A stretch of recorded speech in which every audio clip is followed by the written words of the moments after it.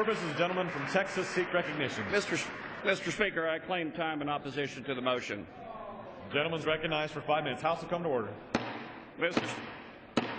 Mr. Speaker, I rise in strong opposition to this motion. This motion epitomizes what's wrong with Washington's Democrats' energy and economic plan. Let's start with the obvious. The obvious is the Great Lakes are not part of the Outer Continental Shelf. The second thing is the current law already provides for offshore drilling to be done using American goods and services wherever practical. So their MTR doesn't make any sense at all. But more importantly, Mr. Speaker, this week offers a true contrast between two visions for how to fuel our economy and to build manufacturing jobs. One vision was laid out by the President earlier this week. House will come to order. Gentleman may continue. Gentleman may continue. While we are currently in the midst of a transformation in the way we produce American energy cleanly, affordably, abundantly, and responsibly through the use of new and improving technology, how does the administration respond? By declaring a war on coal and picking winners and losers in energy production, both of which have been an assault on job creators, especially for American manufacturing. Even as we've been debating this bill, my colleagues on the other side of the aisle have responded by attempting to drown offshore production with more regulations and declarations that make it more difficult to achieve energy independence by 2020, thus killing tens of thousands of American jobs could be created. But, Mr. Speaker, there is another vision of how we can energize America through the responsible production of our resources and create American jobs.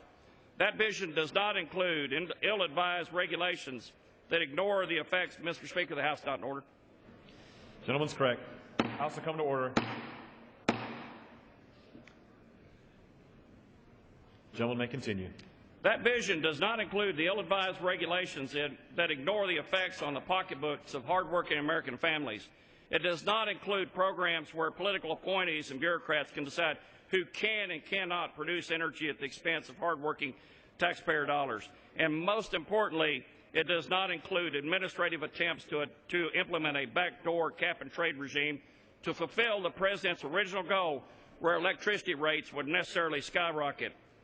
This new vision, our vision, builds off of what the private sector has done in revolutionizing how oil and gas can be produced.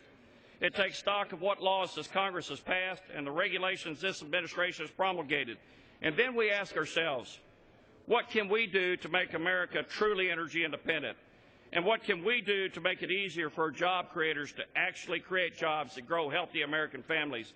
This House is working to achieve this vision now, offering solutions to take advantage of the innovative, job-creating, and cost-reducing energy resurgence that is going across our America to fuel the next generation of American manufacturing.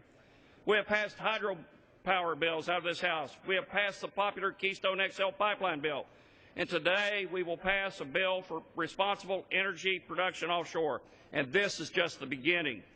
This House, through the leadership of my good friend from Washington, Chairman Doc Hastings, will continue to bring bills through committee and to the House floor that will embrace American resources and that will get the government out of the way of producing them. Mr. Speaker, the House is not in order.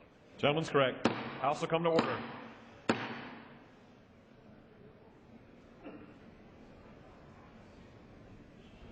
Gentleman may continue. By producing American energy, we are just starting. We must harness these same technological advances to achieve even greater economic opportunity and job creation through the distribution of this energy, and most importantly, creating an environment where we can start making things in America again. We know that the cost of energy is one of the most important factors to determine where plants are built and if jobs are created. So we know that cheaper energy means higher paying American jobs. I often see my colleagues on the other side of the aisle on this floor with a big sign that says, "Make it in America." We agree. So instead of standing next to a slogan or getting behind the same rhetoric as the President, I urge my colleagues to work toward a vision of jobs and energy security and a greater standard of living that all Americans are desperately seeking.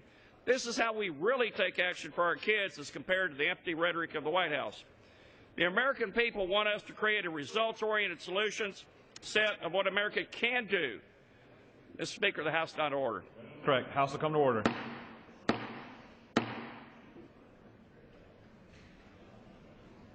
Gentleman may continue. The American people want us to create a results-oriented solutions of what we can do, not the tired liberal rhetoric of what America can't do. We will not sit idly by as the President lays down his vision of new regulations, producing uncertainty for American energy workers and American families that would stamp back our nation's energy and economic revolution. Remember the results of the President's last energy plan. Number one, greatly reduced offshore areas and public lands. Number two, programs like Solyndra, where he invested $26 billion of money from hardworking taxpayers to produce only 2,300 jobs at a cost of $11 million a job. The shutdown of 20% of our coal-fired electricity generation and the loss of paychecks for thousands of American families. His latest energy plan is more of the same type of action that he wants to destroy the futures of our kids and grandkids.